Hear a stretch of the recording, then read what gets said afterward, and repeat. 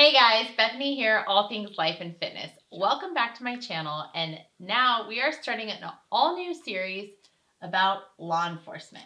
Yep, I'm a cop. He is, and I am married to him. So this, if you are married to a cop, dating a cop, have a family member who is a cop or wants to be one, or if you yourself are looking to get into law enforcement, this series is for you. So I'm going to try to share as much knowledge as I have about it. I've been a cop for 4 years. I'm going to add in my stories. So the stories of my foot pursuits, when I got in a car chase and chased a guy through a walnut orchard, crazy stuff like, stuff you don't hear the stories about. When I was the first on scene for an 8-month-old that died. So just some like crazy stuff that's happened. I mean, car crashes where the bones were sticking out.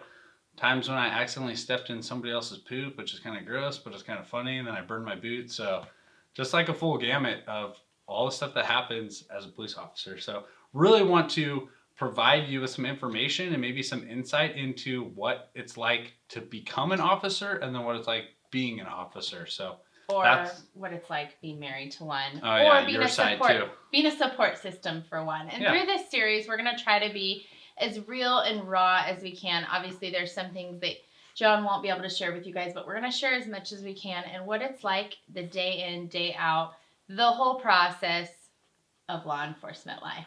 Yep.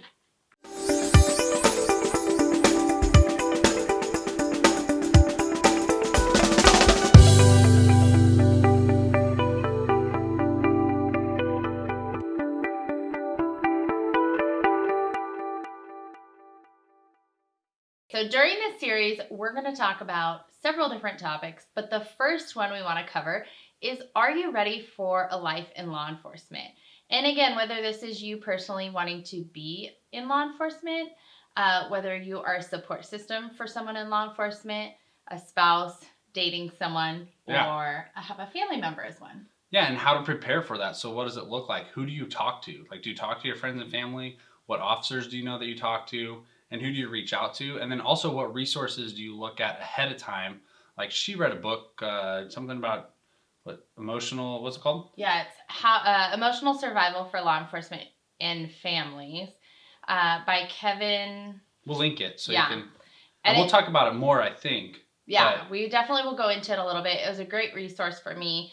I actually went to see the author speak live, but the book is a great resource, whether you've been an officer for a long time or you're thinking of going it, or again, if you're a family member of someone thinking of going into law enforcement, this book is a great resource and really, I think, prepares you for the realities that come with the job. I haven't read it, so. But I did. Okay, good. I relayed the information. So in that part of the series, too, we'll talk about which department, because that's a big deal that I did not understand before. I just picked like one or two that I knew friends worked at, but then I didn't realize I could go 30 miles one way and make like $30,000 more, but they have a crazy different schedule as opposed to, so there's just a whole bunch that goes into which department do you want to work for and basically learning about that. So next part of the series will be all about the application process. So I will tell you exactly what goes into the application process as far as filling out the application to the interview process, physical, the background check. You have to go back and find out like everybody you've ever lived with, every job you've ever had. They go so deep into your past, at least they did for mine. And past that, the lie detector, the psych test, where like I didn't think I was crazy, but then halfway through I thought I was crazy, but then they said I wasn't crazy, so I don't know if I'm crazy or not now. So yeah. So that's part of that whole application process, because if you're going through it, there's a lot of unanswered questions I had going into it. But if you don't know anything about police work, like maybe you have a friend that's going to apply and you'll get a call from a background investigator. So just to know what that's about. And then also, if you don't know anything about police work, like it's not just, they don't just take anyone off the street. So I'll tell you about how I failed my first background. So, yeah, and I think this portion is kind of a difficult process, and we're going to talk about it further, but you kind of have to rehash everything you've ever done wrong in your life. And so, I mean, I think that was kind of like a rough, dark time, and you have a very clean background, but that was so stressful. Yeah, it was a difficult time. So we'll talk about how to prepare and how to get through that for sure. We're also going to talk about the police academy and then FTO, which is the field training you go through after the police academy. So we're going to talk about California specific because that's where we're at and that's what we know. But the police academy might have been some of the most difficult. That was her most 6 stressful months time of my life. I'm not really. I'm kind of joking, but it was just really hard, and I think that I maybe made it more difficult on myself to best support you.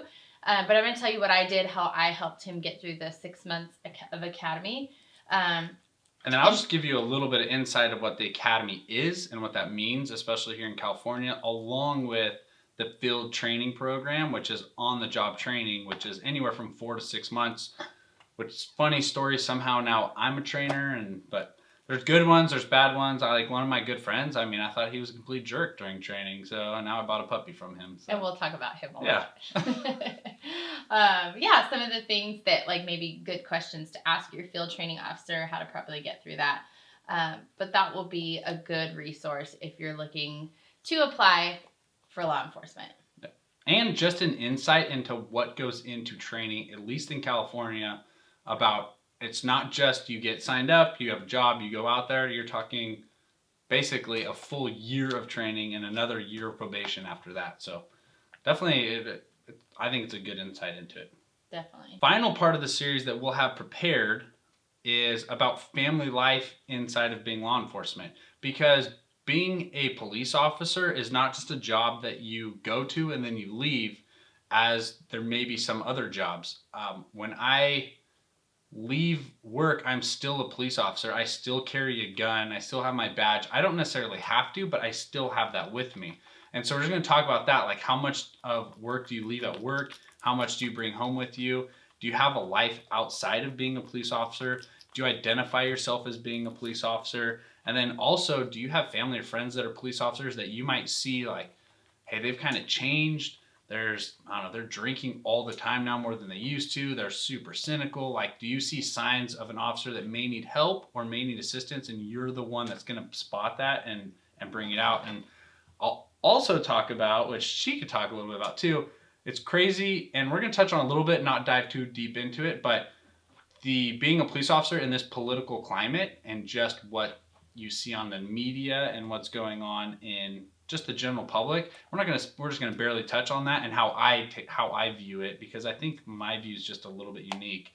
And also the stresses that a lot of people don't know generated by internal politics. So it just seems like patrol is always thinking that admin doesn't know what they're doing, and admin just thinks that patrol always doesn't know what they're doing, and there just seems to be this disconnect, even though they're all on the same team, which just adds another stress. So yeah, definitely. I think, like you said too, is like when you go to work and you come home, there's things you bring home, and that is a lot of times emotional baggage, and I think you handle it really well, and we're going to talk about that. But there is things that you bring home. You deal with something traumatic at work, and you can't just shut that off when you go home. So how to like kind of decompress from that and have a great support system, and just what that looks like in our lives. And like you said, the law enforcement in today's world is kind of crazy. Our life is obviously very public on here and on my Instagram, and so kind of how we deal with that, because there are people that just have a very negative outlook on it, and just how to navigate that and deal with that. We're gonna briefly and there's touch people on it. that think I'm crazy for coming on video and being like, "Yep, I'm a police officer," but I just also explain my outlook on why I do that, and so. So I think for the final part, the final video that we talked about, and hopefully it works out, I got to talk to my bosses. Remember that admin side I was just saying? My boss's bosses. Is we want to do a full Q&A. And so throughout the whole series, put your questions in the comments. You can DM Bethany for them, or you can message me, whatever. But if you put them underneath the videos, we might not address them there. We might wait until the final video and do a compilation.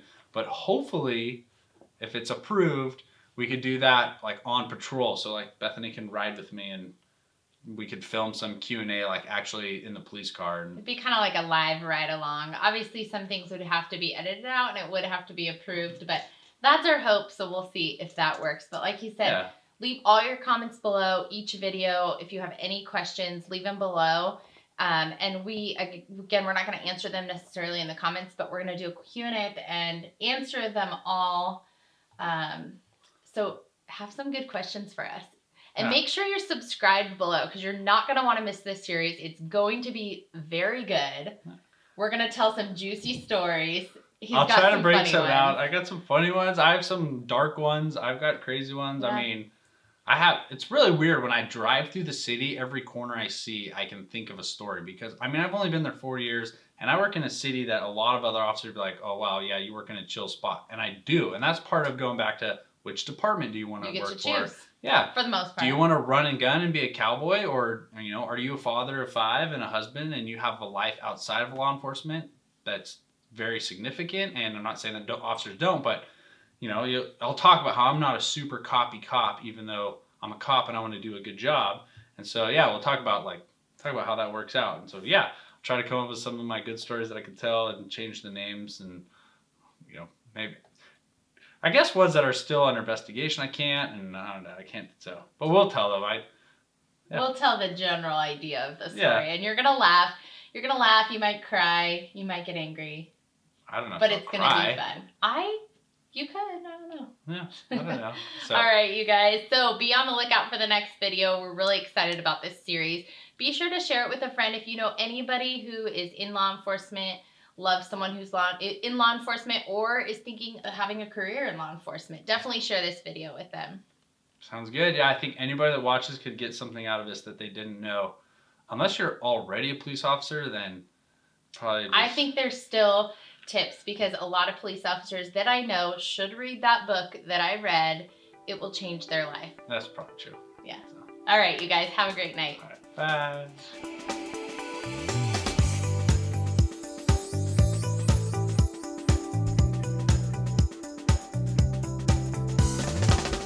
Have you ever had sex in public? Jonathan.